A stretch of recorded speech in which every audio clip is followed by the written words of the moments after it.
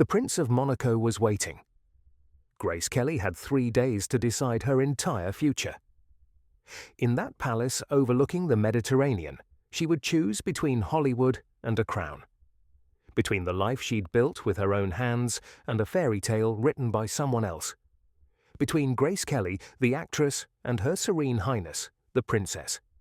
But fairy tales, Grace was about to learn, always come with a price. It was May 1955. The Cannes Film Festival glittered on the French Riviera like a jewel box open to the sun. Grace Kelly stood on the palace terrace in Monaco, the Mediterranean stretching endlessly below her. She wore a black and white floral dress, elegant and modest. Her blonde hair was pulled back, perfect as always. The photographers loved her. The world loved her. She was 25 years old. She'd just won the Academy Award for Best Actress. She was Alfred Hitchcock's favourite leading lady. MGM had offered her another 3-year contract. Grace Kelly was at the absolute peak of her career, the most beautiful woman in Hollywood, perhaps in the world. And she was about to meet the man who would end it all. To understand why Grace said yes to Prince Rainier, you need to go back 3 days. Day 1, May 6th, 1955, the photo opportunity. The invitation came through the film festival organisers. Would Miss Kelly like to visit the Palace of Monaco for a photo opportunity with His Serene Highness Prince Rainier III? It would be good publicity. A Hollywood princess meeting a real prince. Charming, harmless. Grace almost said no. She'd been up late the night before at a festival party. Her hair wasn't quite right that morning. The palace was 30 minutes away, but her publicist insisted. The photos would be wonderful. Pierre Galante, a French journalist, was arranging everything. It would only take an hour. Grace Kelly never made casual decisions, but that morning she said yes. The drive from Cannes to Monaco took them along the coast. The Mediterranean sparkled. The roads curved. Grace sat in the back of the car, looking out at the water, not knowing she was driving toward her destiny. The Palace of Monaco sat on a rock overlooking the sea.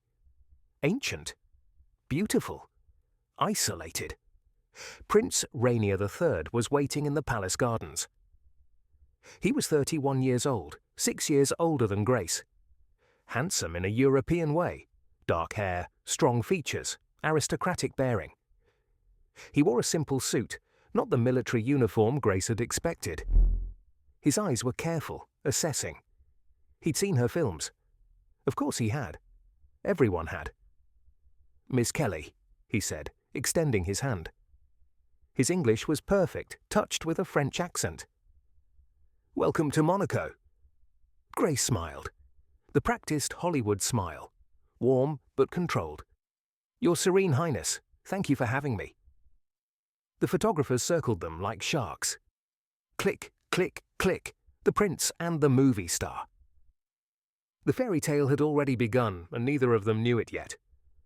Rainier gave her a tour of his private zoo. He collected exotic animals. Grace loved animals. They walked through the gardens, the cameras following.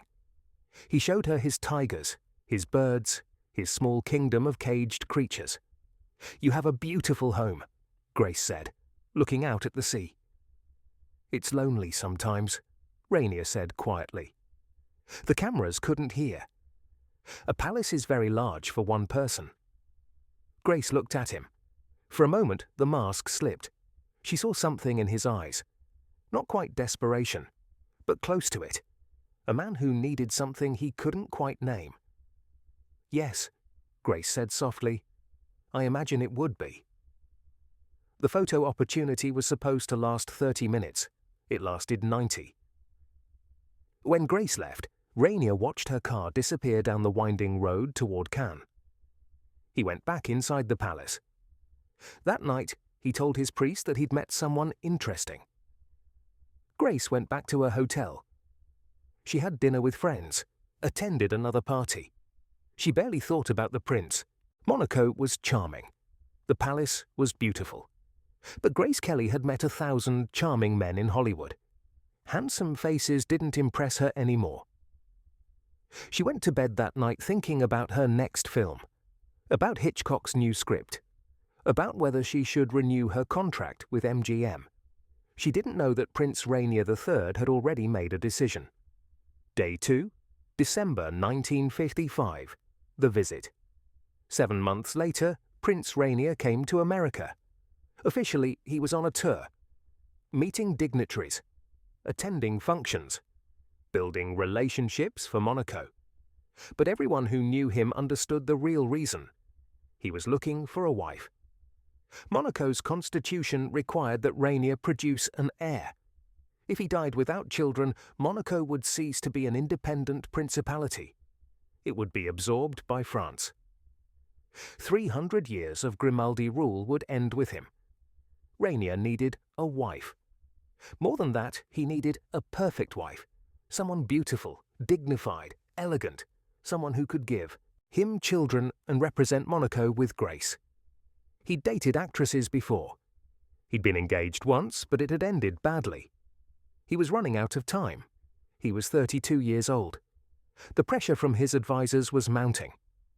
France was watching, waiting.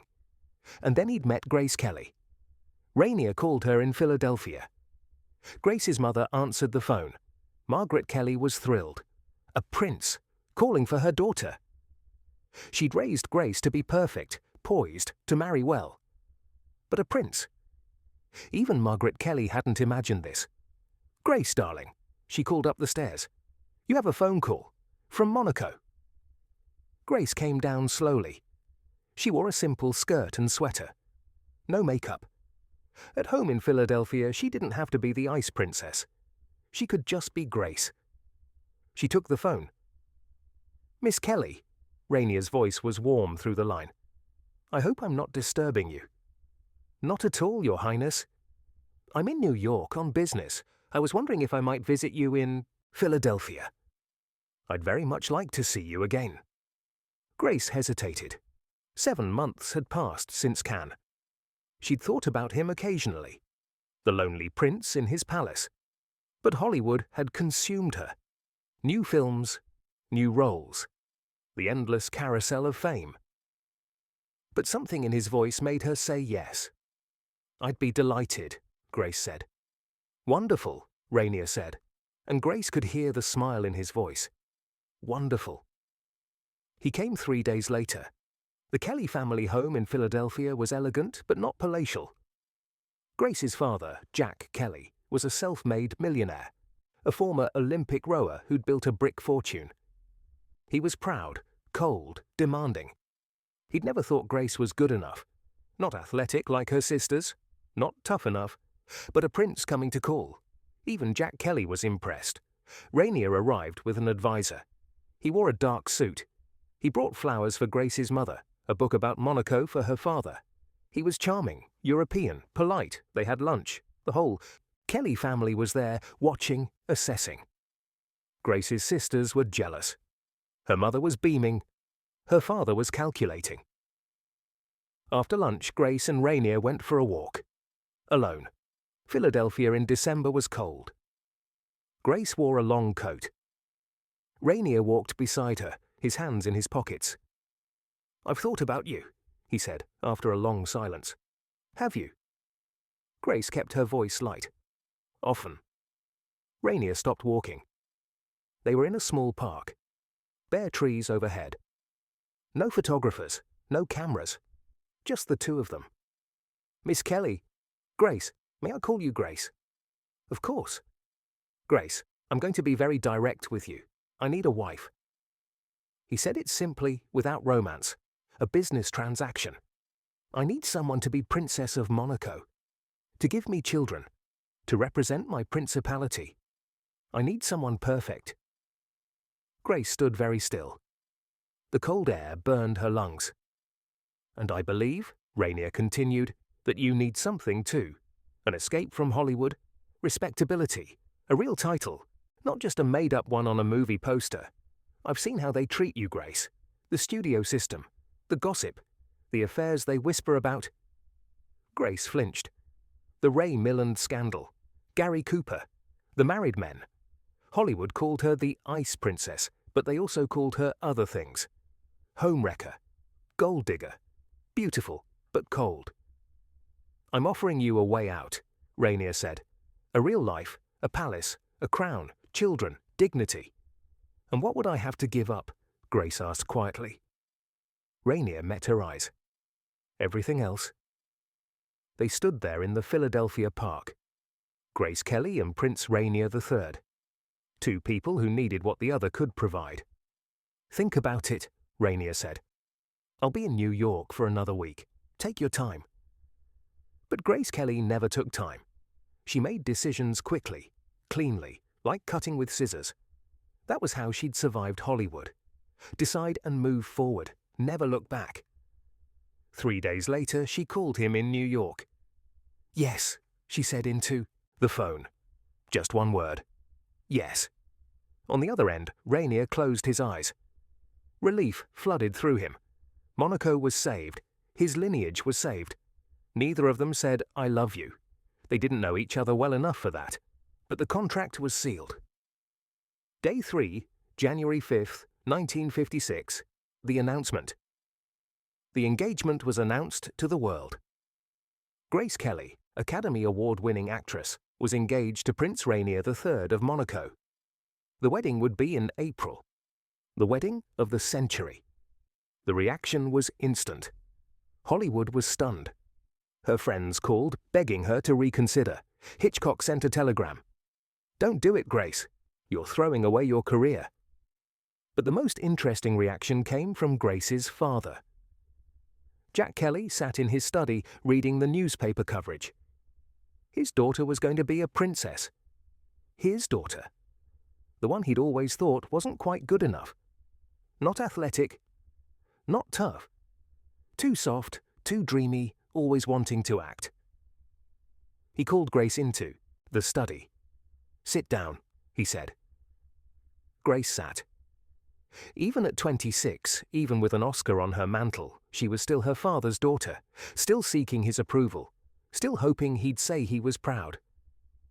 "The prince called me," Jack Kelly said. "He asked for my permission to marry you." "And?" "He also asked for something else." Jack Kelly's face was unreadable. "A dowry. $2 million. Grace went very still. $2 million, Jack Kelly repeated. "That's what it costs to marry a prince, apparently. He needs the money. Monaco is nearly bankrupt. The casino isn't enough. He needs capital." "Are you going to pay it?" Grace asked quietly. Jack Kelly looked at his daughter. The Ice Princess. Hollywood royalty. But not quite royal enough. "Yes," he said. "I'm paying it, because this is the best thing that could happen to this family. My daughter, a princess. The Kellys in the Palace of Monaco." He didn't say, "I'm proud of you, Grace." He never said that. Instead, he said, "Don't embarrass us. Be perfect. Do your duty. Give him children." Grace stood up. She walked to the window looking out at Philadelphia. The city where she'd grown up. The life she was leaving. "I will," she said. And she meant it. Grace Kelly always did her duty. She'd learned that from her father. Be perfect. Don't complain. Do what's expected. That was the price of approval. That was the price of everything. The wedding.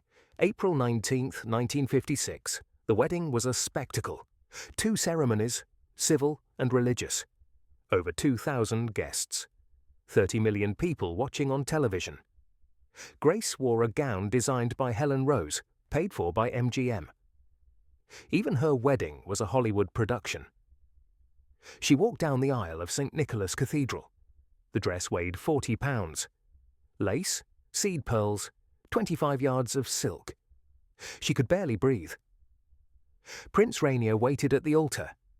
Handsome in his military uniform. Medals across his chest. The ruler of Monaco. Her husband. Her future. Grace looked at him and thought, "I barely know this man." But she kept walking, step by step. The music played. The cameras flashed. The fairy tale was happening. "I do," she said when the moment came. I do, Rainier echoed. The priest pronounced them husband and wife, Prince and Princess, His Serene Highness and Her Serene Highness. Grace Kelly, actress, ceased to exist. Princess Grace of Monaco was born. The first night.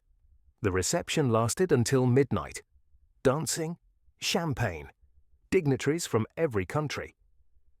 Grace smiled until her face hurt. She'd learned to smile in Hollywood, the perfect smile that gave away nothing. Finally, late, they were alone in the palace. Their palace now. Grace's home for the rest of her life. Rainier poured them both champagne. To us, he said, raising his glass. To us, Grace echoed. They drank. Silence fell between them. Two strangers who'd just made the most permanent decision two people could make. Are you happy? Rainier asked. Grace looked at him. Really looked at him. Her husband. The man who owned her now. Because that's what it was, wasn't it? She'd signed a contract. $2 million. Her father had bought her a prince, and the prince had bought himself a perfect princess. Yes, Grace lied. The same lie she'd tell for the next 26 years. I'm very happy. Rainier smiled. He believed her, or pretended to. Maybe he was lying too. They went to bed, the first night of their marriage. The first night of Grace's imprisonment, though she didn't know it yet. Outside, the Mediterranean whispered against the rocks. The palace stood on its cliff, ancient and impenetrable. And inside, Grace Kelly lay awake, wondering what she'd done. Aftermath. Layer 1. The honeymoon, May 1956. They honeymooned on Rainier's yacht. 7 weeks at sea. No Hollywood, no cameras, just the two of them. Grace tried to be the perfect wife. Charming, elegant, available. But at night, when Rainier slept, she'd go on deck and look at the stars. She thought about Hollywood, about Hitchcock, about the film she was supposed to make that summer, about the roles she'd never play, the Oscars she'd never win, the person she'd never become. Grace. Rainier found her one night, wrapped in a shawl, staring at the dark water. I couldn't sleep, she said. He came to stand beside her. Do you regret it? Grace turned to look at him. Her husband, her prince, her choice. No, she said. Another lie. But what else could she say? The contract was signed. The money was paid. The wedding had been televised. There was no going back. There would never be any going back. Aftermath. Layer 2. The years, 1956-1982. Grace Kelly never made another film. In 1962, Alfred Hitchcock wrote a script specifically for her. Marnie. The role of a lifetime. He begged her to come back just for one film. Grace wanted to say yes. She missed it. God, she missed it. The cameras. The lights. Being Grace Kelly, not Princess Grace. But Rainier said no. You're a mother. Now, he told her. You have 3 children. Your place is here. It's just one film, Grace pleaded. No. His voice was final. You're the Princess of Monaco, not an actress. That part of your life is over. Grace went to her room. She cried. Then she dried her tears, fixed her makeup and went to dinner. Perfect. Composed. The Ice Princess. She never asked again. The years passed. Caroline, Albert, Stephanie, 3 children. Grace loved them. But motherhood wasn't enough to fill the void where her career had been. She drank more. Quietly. Elegantly. A glass of wine at lunch. 2 at dinner. Never enough to be drunk. Just enough to numb the edges. She had affairs. People whispered. The rumors followed her. But whether they were true or not, it didn't matter. Grace was trapped. Beautiful and trapped. The palace was her stage now. The only stage she'd ever have again. Aftermath, Layer 3. September 13, 1982. Grace Kelly died on September 14, 1982. She was 52 years old. The day before, she'd been driving with her daughter Stephanie on the winding roads of Monaco. The roads she knew by heart. The roads of her prison. She suffered a stroke at the wheel. The car went off a cliff. Stephanie survived with minor injuries. Grace died the next day, never regaining consciousness. At her funeral, Rainier wept. He'd loved her in his way. He'd needed her, and she'd given him everything he needed. Heirs. Stability. Grace. Princess Caroline spoke at the funeral. She was 25 years old, the same age Grace had been when she'd married. "My mother," Caroline said, her voice breaking, "gave up everything to be here. She gave up her career, her freedom, herself. She did it for duty, for us, for Monaco." Caroline paused. Tears streamed down her perfect face. She never complained. She never said she regretted it. But I knew. We all knew. She was the most elegant prisoner in the most beautiful cage in the world. The cathedral was silent. "And now she's free," Caroline whispered. The final truth. 3 days. That's how long it took for Grace Kelly to decide her entire future. 3 days from a photo opportunity at a palace to a proposal in a Philadelphia park to an engagement that changed everything. One question, "Will you marry me?" One answer, "Yes." And 26 years in a golden cage. Alfred Hitchcock never forgave her for leaving. "She was the best," he said after her death, "the most beautiful, the most talented, and she threw it all away for a crown." But what Hitchcock never understood, what Hollywood never understood, was that Grace Kelly didn't throw anything away. She traded it. She traded her freedom for approval, her career for respectability, herself for a title, and whether it was worth it, whether the fairy tale was worth the price, Grace Kelly never said. She took that answer with her when she drove off that cliff on September 13th, 1982. All that's left is the story. The most beautiful woman in Hollywood who became a princess. The actress who walked away at her peak. The ice princess who melted in a palace and evaporated into legend. Grace Kelly met a prince at Cannes. 3 days later, he asked one question. Her answer changed everything, and nothing was ever the same again.